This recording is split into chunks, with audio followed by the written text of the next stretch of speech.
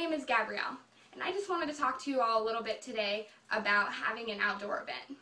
Creating or even attending a temporary outdoor event is not as simple as it sounds. There are many risks that these events can propose, and unless Heinrich's theory has no effect on you, you may want to pay attention. I'm not just talking about your senior camping trip tents here. I'm talking about tents from 225 square feet that can get up to as large as 137,000 square feet.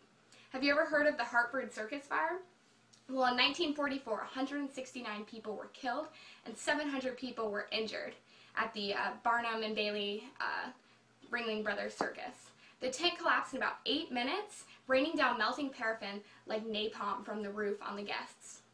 This could have been prevented when the small fire was first spotted, yet their 50 appropriate fire extinguishers were still in the train cars.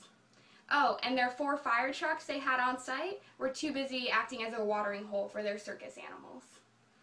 Looking up your local city ordinances and fire codes is your first step to being educated and preventing these sorts of tragedies. But now, let's focus on what not to do when dealing with temporary structures.